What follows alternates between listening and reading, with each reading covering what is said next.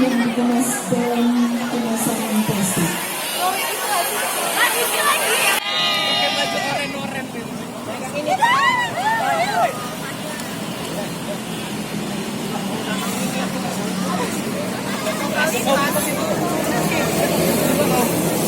Jadi inilah sekarang perulangan.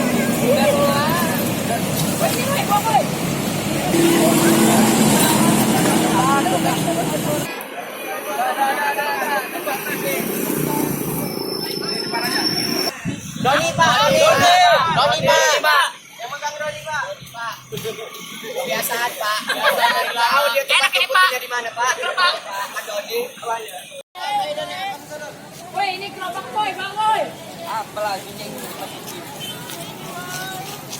Woi, dipanem nggak bisa. Jangan lupa tombol loncengnya. Ayo, ayo, ayo, ayo, ayo, ayo, ayo, ayo. Busil nggak ada, ayo, ayo, kerja, ayo. Ambilin plastiknya ya, ambilin. Busil nggak ada, ayo, ayo. Gajinya kerja. Kerja semua, ayo. Busil nggak ada, ayo, ayo, ayo. Sudah capai nih. Kerja kami. Sudah tercapai nih. Ambilin. Ini sekolah ini.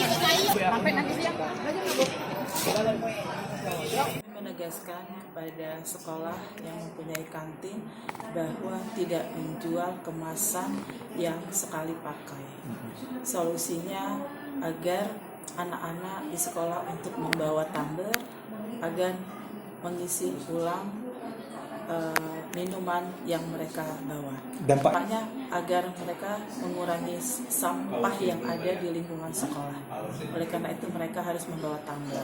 Pada hari ini kami keluarga besar SMA Negeri 5 Bandar Lampung mendeklarasikan atau mendeklarasikan penggunaan tumbler sebanyak 1001 dalam rangka mendukung program Bapak Gubernur mengurangi penggunaan pemakaian plastik sehingga nanti akan menjadi sampah plastik gitu.